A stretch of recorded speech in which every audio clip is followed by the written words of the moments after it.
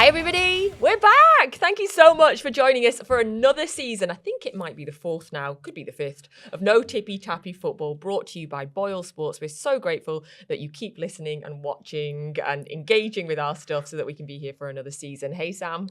Hi, Natalie, how are you? I'm good, yeah. Have you had a break at all? No, you've not, have you? You? Yes, I've been not too bad, I think. Natalie, I've been doing. excuse me, but I've just seen a polar bear just going past the thing. Are you cold? You're sitting there like that. It's the aircon. She's not used to it. But I'm looking at her and she's like, welcome everybody. And it's a welcome to Phil again. Big welcome to our friend Phil Thompson. Phil, do you know what? We are recording this on what is going to be the hottest probably day of the year. It's predicted to be like 37 degrees outside or something. But the aircon in here is doing the business. I mean, we both ways. I can't wait for winter, It's too cold and wet in the winter. It's too hot in the summer. For goodness sake, enjoy it. Get out in the garden. Do you like it? Oh, man. It's just, light nights and everything about it. It just keeps you awake, keeps you alive, makes you feel better. Not only get up in the morning and it's dark and dingy and it's wet and cold, and you moan about this, you'll soon be moaning again about that. Mm-hmm. I've missed a rant from Sam.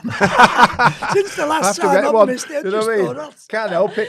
Well, he started on weather, Phil, but I'm going to give him a chance now because I believe, Sam, that there is something that you need to get off your chest. I do need to, and I hope everybody will react to this, watch our podcast, because I'd like to hear what they think. Like, Gianni Infantino has survived. And do we think that this man has too much power? One man's got far too much power over the world of football, and do they think that it's wrong that he's survived based on what he's done? What do you think? Well, back door, he should be out there. It should be gone, done and dusted. And what upsets me is the big boys, UEFA, FIFA, all the big boys that joined the World Cup, obviously for whatever reason or however the system works, cannot have a big enough influence to get rid of him. And it proves that, you can't let one man stay in charge and have that much power.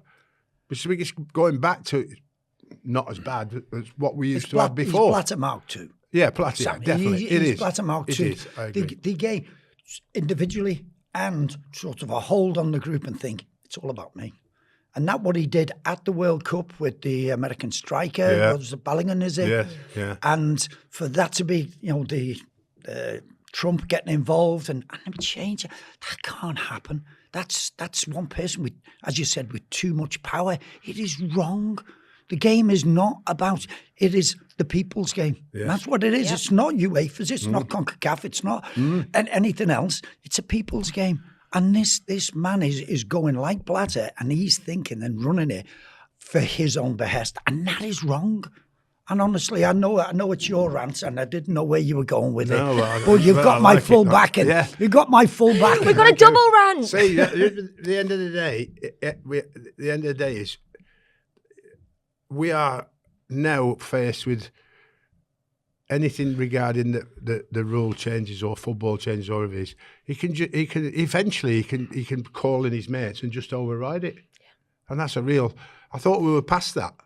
Let's hope the federation stick to the guns. Yeah, UEFA, it's no good making. It's no good making all these threats and about things like that. It's the only way change can happen, and surely he's got to do that. He has his meeting in Morocco, and he gets all his pals around us, all the ones who will agree with him, absolutely, yeah, and the ones who are not going to agree with you all stay away. I hope so. Anyway, we'll wait and see. No, I think it's a perfect way to start the season because it's on the back of it was a crap World Cup. It was a bad finish. Yeah. Sorry to say that, but that's me finished. I'm looking forward to the Premier League though. So welcome back. I'm looking forward to the start of the new Premier League. Yeah, thank goodness we have the Premier League, and of course we have the EFL. Let's get back to Premier League life, shall we? It's been a massive summer of change off the pitch. We've got new managers at Manchester City, Chelsea, Liverpool, Forest, Palace, Fulham, Ipswich, Newcastle and Bournemouth. That's the biggest change ever, is it not? It's a lot of changes. We've had huge transfers that have happened already. The window is still well and truly open. We've had big move for Guimaraes to Arsenal. We've had Rodgers to Chelsea. We've had Anderson to City. But, of course, Phil is here. So we want to start with Liverpool. You've just got back off tour. Yes, I have. I've been. How was it? In America. with the football club on the pre-season tour. We did Nashville, New York, and Chicago. I didn't. Devil, isn't he? No, hold on. I didn't do Nashville. Oh, I was going to say, did you get a cowboy hat? I did New York, which was fantastic, which is great. We played at the Yankee Stadium, which was fantastic, which brought back memories for me, Natalie, because I scored my only England goal against Italy. And Sam would know this. At the Yankee Stadium, the baseball stadium. Yeah. And I was doing LFC TV, and lo and behold, they had my goal on. And I rose like a salmon, past Dino's off for an equaliser. And we won 3-2 on the day. But what made it quite unique and seeing it, do you know where they have the diamond, which is the shale? So for things like that, when you go, is just fantastic. But the Wrexham thing, what's a story? Who a few years ago could have thought Wrexham are playing Liverpool in the pre-season in the Yankee Stadium there was a lot of in Wrexham New York. fans there. No, there was. Yeah. And because they're massive now in the States. There'll be a lot of Wrexham fans who live in America are Wrexham fans. Like, it is. It's just amazing. Like, and fair play to the two lads who took them over. They invested properly in their club, and they should be a beacon for everybody to follow. I just want to say as well, because you mentioned the Yankees quite a few times there. Obviously, I fell in love with Boston over the summer, became a Red Sox fan. So I have to say Yankees suck, because apparently that is what we say whenever the Yankees are mentioned. Okay. You suck. You suck. So, okay, in terms of signings for Liverpool, not too many at the minute. So you've got Ronald Araujo, the defender, Victor Munoz, left winger, forward, Jeremy Jacquet, who's a centre-back. I mean, it seems. Where did Jeremy Jacquet come from? If you don't mind? He's a French lad. We signed him actually last January, and he had a bad accident where he had to have a shoulder operation, and I don't think it's that what's kept him out of the pre-season. I think it's a knee injury. You know, we had Leone, who's the Italian centre back who'd done his ACL. We've got Connor Bradley, who's sort of been out for quite a while. So defensively, we do need sort of. So Araujo, who came in, who was a Barcelona captain, which I didn't know, but he is signed. So he's there on a sort of year's loan, but with a potential sort of fee at the end. But it is a particular area. If Jacquet's not ready, who is going to be there? Joe Gomez got injured in the first game in Nashville. No. So, Joe got injured after 7 minutes in our first game. So it is a difficult one. We still need recruitments. How many more do you need, do you think? Defensive-wise, centre, I think we need another two, I'd say. I think we still probably need 4 players in total. We still need a wide player. We are going to talk a lot more about Liverpool as well, but immediately I kind of want to get your opinion on Iraola as well, because obviously you have been on the tour, you've seen what the atmosphere is like. I personally love him as a manager. I enjoyed watching Bournemouth hugely. I think his style of play is a lot more Klopp-like than perhaps Arne Slot was. Do you feel the fans should be excited by Iraola? Oh, very much so. And I think it's everything what you've said. Change is good, change is bad. You change because things have been going wrong. It's not like Jurgen Klopp leaving on a high. Things have gone wrong, so you need a new manager. You need new ideas. You need the players to tap into them as quickly as possible. Because Arne Slot came in, I'm surprised us all by winning the league. But the players invested in that. From Jurgen Klopp, they invested straight away. So hopefully this time is a difference. And whereas Andoni Iraola is going to come in and he's got to change it. We've got to get the intensity back. We've got to get the fans back on board, which everything was lost. And that's what he did at Bournemouth. Bournemouth's not Liverpool. And I think the big thing about it, Bournemouth, a lot of the time, where the underdogs in most games could play a lot of counter-attack football. This is Liverpool. One of our biggest problems is breaking down packed defences, or this will impress you, a low block. Oh, he hates that. Don't do it, Phil. Don't make me. Don't put me off this morning. These were the big things. Playing against most teams who play defensively, is breaking them down, and that's where he's got to find that ingredient with Wirtz. Where do you get the best out of Wirtz? And I think if you can, and Isak's fully fit, just having those two firing can do us a lot of good. Yeah, I think it's a big season for him this season again. Because, I mean, obviously the transformation what I liked about Iraola was he could adapt and change the way that Bournemouth played, which you have to, based on. You look at with all due respect to your players, you're not really as good as them when they come to your place, and changing tactic and the way you play can give you a result against them on the day. And I thought you were pretty good at that, and he's pretty good at adapting by the fact that he lost so many players. I mean, he lost his complete back four last year. Yeah, and then every year he lost players. Then he lost his best player at City. Yeah, Nick, Semenyo. You know what I mean, Semenyo, and then he still managed to produce such a great season. But there is one thing that he won't have experienced before, and he'll be experiencing for the first time, is big club scenario. Yep.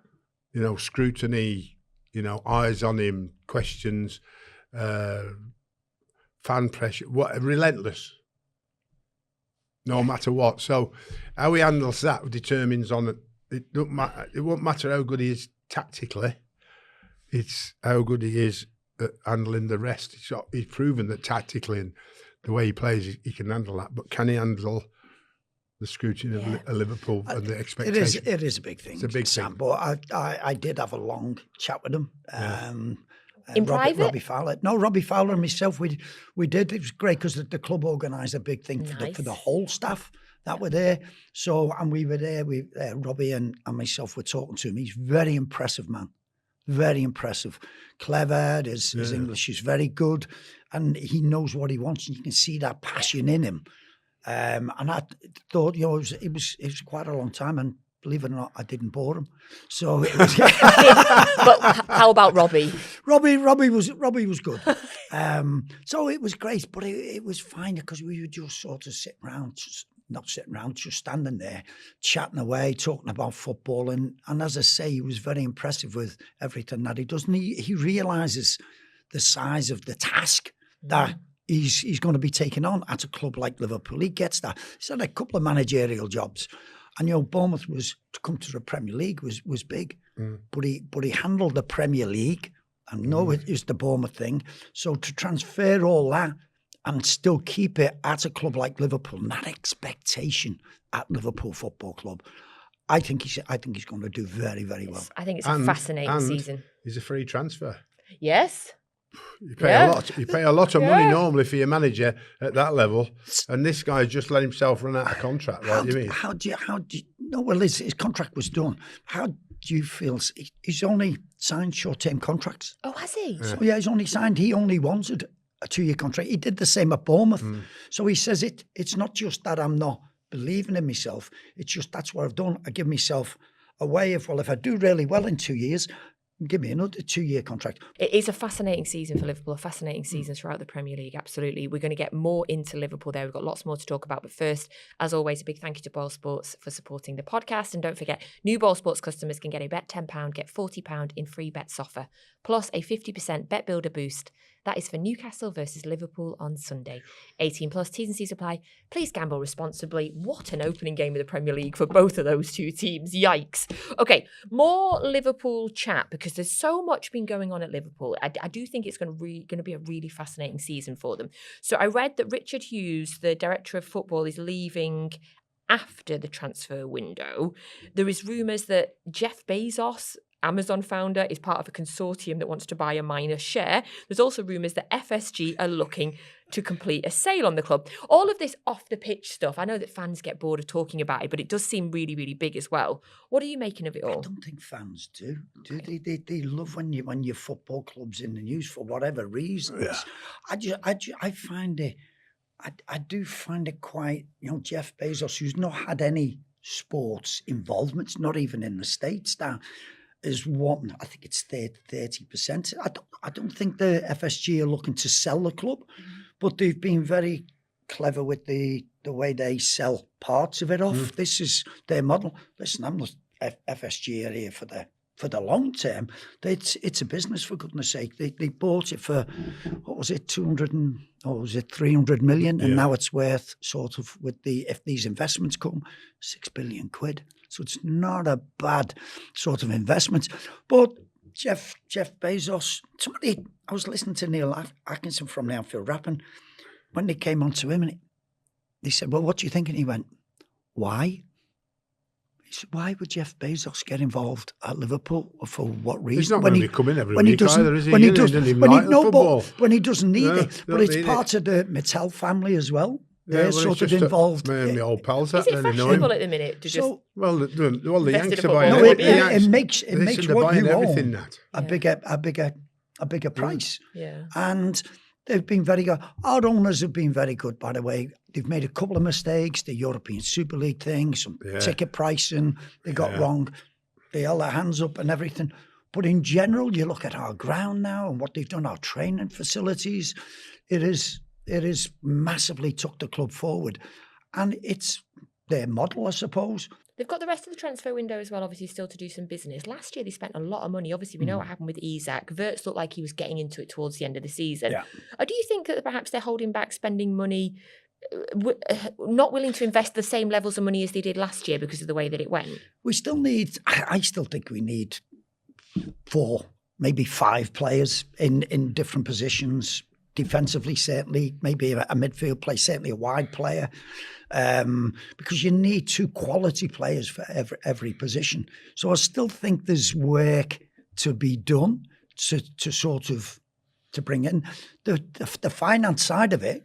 We could spend that money because Again, we've done very, very well. Can you still spend it with again? Because last season No, was a big well, spend, wasn't it? No, we had a massive spend. Yeah. And everybody's, well, how can they do it? And they're not getting sort of... Well, you didn't do it because the year we- before. 'Cause you only or signed one before that. Yeah. So it does, and you look at it, it's just the investment, what we get into our football club, the likes of Liverpool and Manchester commercial United. side, When you see them travelling the world, it shows that they're the 2 biggest football clubs in the world. So people want to invest in them. So you have that.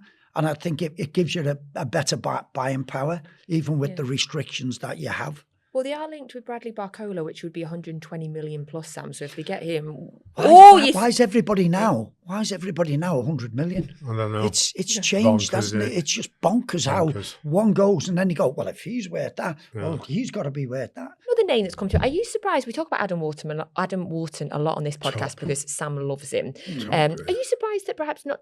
A Liverpool, he feels like he'd be a great fit. A Liverpool hasn't come in for him this summer. They can only work off their own judgment on what stats they've got on him. I think they're probably one of the main reasons every football club first should look at is game time. If you've got limited game time, you should never spend 80 million, 90 million, 100 million unless it's proven game time. And his time, I might be completely wrong and doing the lad a disservice, but I believe his game time has been limited down to picking up niggly injuries and stuff like that. You know, I mean, you're paying that much money for somebody that needs to be playing 40 games, 38, 40 games a season. He's a player that I talented would be boy. interested in. But Talented. why is nobody in all this transfer sort of merry-go-round that we get every sort of window? Is that nobody's picked him up, or have Palace gone, look, we can't keep selling. We're not going to have, because they'll end up in the Championship. Yeah, they will. But he is one that you would go, and we were talking before about having good sorts at your football club. Besides talent-wise, you need, yes, that's important, but you need people of good sort. And I've always looked at Wharton and gone, he's a good character. Yeah, he's a good character. Wharton, for me, if he stays fit, and everybody's moaning about your man. I mean, he was the outstanding English player in the World Cup every game, Anderson. In my opinion, because it's only my opinion, because he was there all the time. He never hid for 1 minute. Every time he kept possession of the ball, he rarely lost it. Yeah, he shut the opposition down and won so many balls back compared to everybody else that he could give the back for a massive rest. Never really got mentioned by anybody else, of course, but which he doesn't need to. But he's that player of good sort again. Good sort, Without the one that's needed all the time, and he's everybody talks about it. He's not just a midfield player in the terms of where we put a midfield player now. He's a number 4 or whatever it is now, whatever. he's all over the place. You've seen his heat map. I've seen his heat map, and people have said, well, he moves out of position too much. Well, not really, because Sam Allardyce talking about heat maps. Yeah. You're Where talking they all about run heat to. maps. What's going on, Phil? What's going on? The game's gone. know. Sam. I used to put heat maps up, with the directions on where they used to go and where they didn't go. Wow. Yeah. So you know what I mean. So I'm looking forward to seeing him, but Wharton's definitely won't. If he stays fit every game, it won't be too long before he gets sold. Somebody, because he's proven Premier League. That's what I don't understand. You go to Italy, you're taking a massive risk if you sign somebody from Italy now because their league's so bad. You know what I mean? That's why Stones will be an outstanding. He'll be player of the season in Italy because it's so much easier to play there now. You know, he doesn't take an awful lot compared to the Premier League. So, you know what I mean? So I think that Wharton's probably the next one Crystal Palace will have to sell because they have to sell one a year to Worried about keep them this year. Well, Do you know another team I think I was worried about is Newcastle. I was presenting on national radio on a phone-in that I do at the weekend, and Newcastle fans were phoning up saying they're not worried, you know. I don't know if that was just a handful that we had, but obviously it's been a right summer of change. Well, they're not going to get relegated, but they're not going to have a decent season, I don't think, not yet. Guimaraes to Arsenal, 75 million. Tonali to Spurs, 100 million. Obviously, Eddie Howe replaced as well. In terms of the transfers, though, Guimaraes and Tonali, Scholes has said that he thinks Tonali, he rates Tonali over Guimaraes. Do you think that Tonali's the bigger loss there? I think the biggest miss is Guimaraes. Because I think he had a passion, he had a commitment to the. I can't believe Connection. We bought Isaac and they were all going berserk, and Guimaraes goes and puts in a lovely video leaving Newcastle, and everybody's going, "Oh, we wish him well." No, he's just done the same thing as what Isaac did. Yeah. Obviously, it wasn't as protracted, but you go, "Oh my goodness, what's happening?" But he'll be a big miss when you lose two out of your three midfield players, possibly the best midfield trio in the Premier League when they're on form, in with Joe Linton. But Guimaraes, I think, is the big one. He was the fans' favourite. Tonali gets about and does his job. But Guimaraes has got that passion that you want to see, particularly the Geordies want to see. So it's a big loss. And Anthony Gordon's another one. Yeah. When we talk about the modern game, the high press, that intensity, which is what Gordon maybe. I thought the money that he went for was too much, but what you see is you're getting intensity from him as much as anything. So wouldn't you think that wouldn't you think Marcus Rashford would be a good signing for Newcastle with Gordon gone? So they've got all this money for Gordon. Right, Manchester United are looking at about 20 odd million, 26 million, is it? So I don't know whether that's right or not. 26 million, 28 million. And that would mean that you pay 20, you've got, how much is it, 70 million for Gordon? Yeah. If Rashford's on more than they're paying it, they can more than make up for the money they've saved on the transfer. So if Marcus Rashford's in on 250, 300 grand a week, and that's not what some of the players get at Newcastle, they can make that up by the money that they've made off Gordon, and they can put it. Now, is it going out of the financial fair play, though, with the wages you're paying? So you've got all these. I mean, keeping accounts are hard enough in football days, but keeping accounts for financial fair play is so much worse that the actual scrutiny on that. How you want to buy somebody, you wouldn't even know whether you can or you can't now. Instead of actually buying somebody, they actually come to you and say, "Oh, by the way, you're going to have to sell."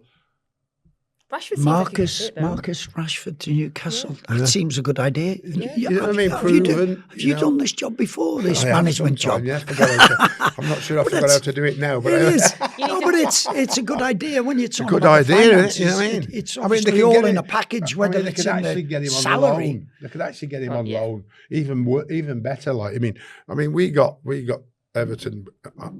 When I got to Everton and I saw that, I thought it was a good deal, but unfortunately Wayne wasn't quite as good as he used to be. But I mean, Everton managed to go a deal with Man United. It was just great. Obviously, Eddie Howe replaced as well. Get him back in a job in the Premier League. I'm trying to. I looked at the pronunciation straight away. Don't let him rest too long. Get him back in the Premier League and let him do his business again. So he's been replaced by 38-year-old Matthias Ysel. Hopefully, that's a decent pronunciation. He came from Al Ali in Saudi.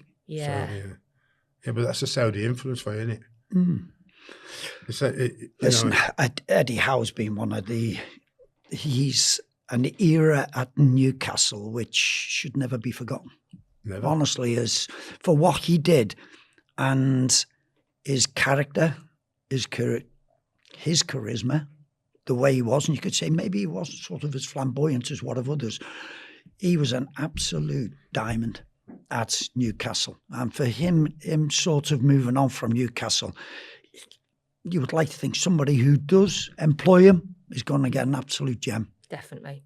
What do you make of the appointment? Are you surprised, given it's somebody that you perhaps haven't heard of?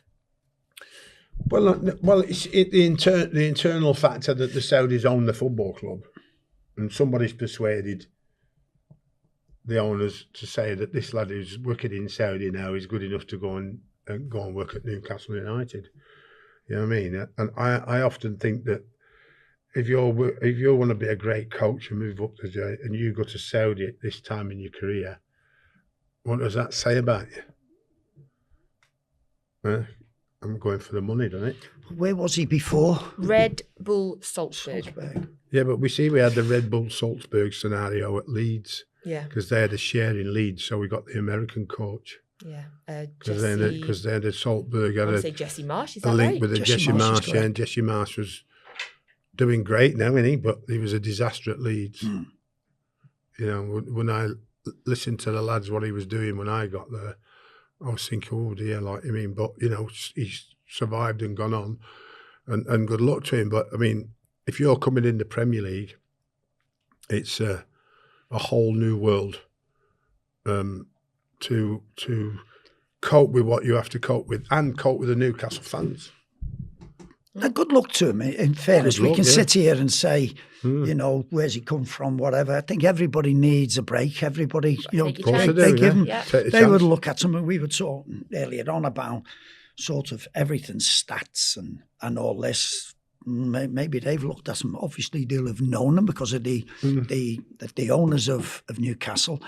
But it's going to be a difficult one. They're a demanding fan base, as most are, but they're a passionate fan base. Yeah. They'll be wanting to see his passion. From the clip that I've seen, he has a bit of that, and he does have a little bit of a go from the touchline. But it's really going to be interesting. It was another left field appointment. Well, there's a lot of those, isn't there, now? So, but I think that, like everything else, I've said this for a long time now, we're an international league that plays in England. That's all we are. We're not the English Premier League, because there's barely of us any English anymore. Behind the scenes is not as well as on the pitch. So and that we got the best league in the world for that. So, and we get the best money and the most money. But I often think, what's next? Because we've already just had the World Cup scenario where they've tried to sell off privately. We already had the Super League not so long ago with your mob and all the other mob trying to infiltrate more money and bring it. Listen, calling me a mob. Your mob, yeah, not you, your mob. The Americans trying to base seats in it. Was it the Americans and Donald Trump that tried to get Infantino to do this deal?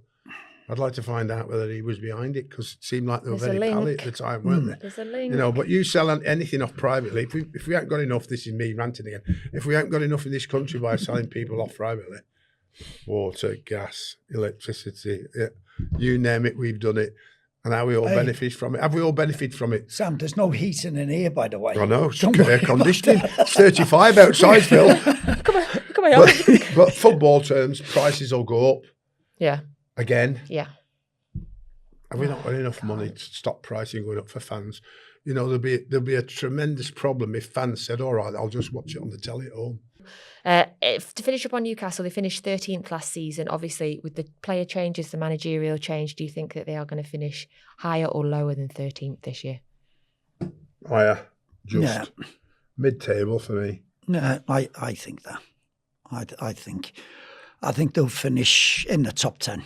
I really do. And that sounds harsh for Newcastle from that great time under Eddie, but somehow, some way, the fans will carry them through. Right, we're going to finish off with some Premier League predictions for this Oh, this is season hard, for this you. season. Okay. Just what you said, Everybody this is starts really- having the moan and stuff. Well, would you tip us to go down? You tip us to win the league. You tip us. No, it's just our opinion. It is. It doesn't mean it's going to happen. Well, we appreciate you answering the questions then, knowing in advance, Phil, that you are going to get grief. Or whatever you say. We're used to grief. I am anyway. I think that it's very difficult this time because if with Aston Villa having to sell off again, Morgan Rodgers and Newcastle having to sell off.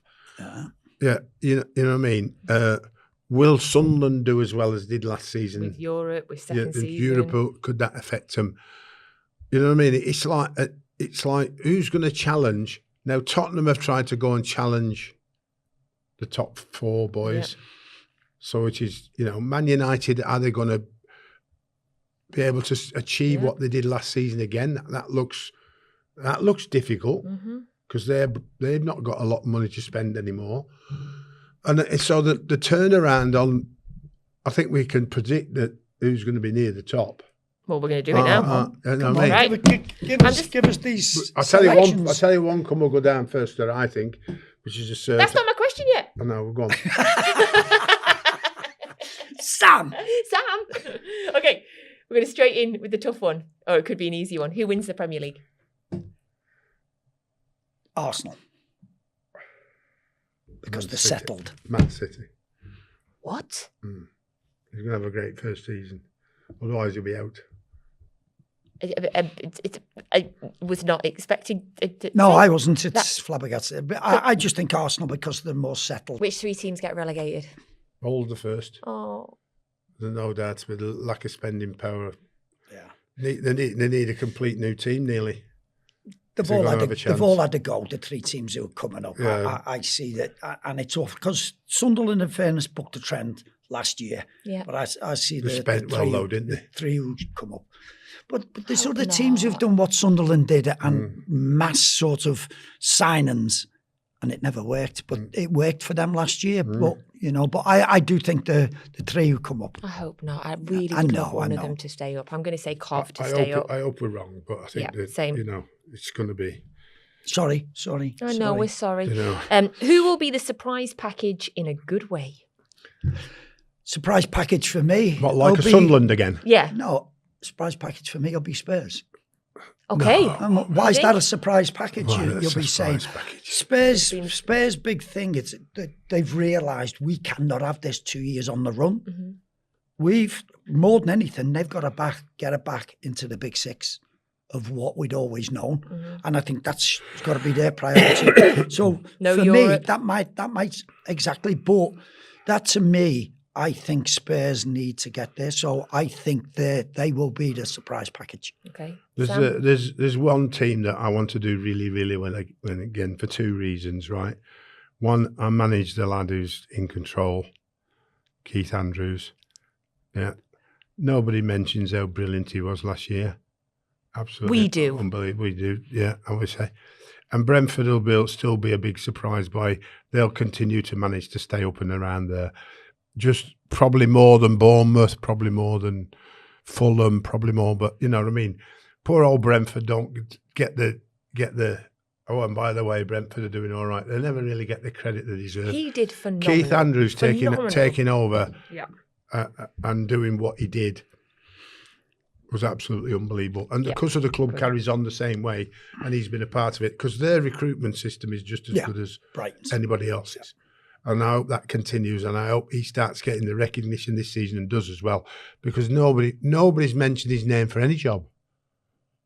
Well, I think the Brentford fans are happy about that. You know what I mean? Sure they are, but nobody's mentioned him, have they? You know what I mean? I completely agree. Like I say, he needs to change his name. If I'd have changed my name to Allardyce sooner, I'd have got up there.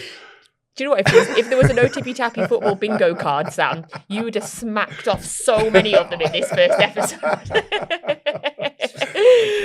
Right. I'm looking forward to the season, and I want it to be more entertaining. I want it to be more exciting. Yeah. And I hope that with all the stuff that goes on, when it dies down at the end of August, we see we lost the entertainment value last season for me. Yeah. Too many times I sat in the settee and I don't know what to say. Well, you know. Yeah. Do I really want to watch all of this? You know what I mean? Right. Who will be the I hope I do. Who will be the underachiever this season? Spurs. A double whammy. It's a double whammy. You've covered your back there, Phil. Double No, whammy. no. I'm only joking. It'll be the underachievers. I think I'm going to go Newcastle.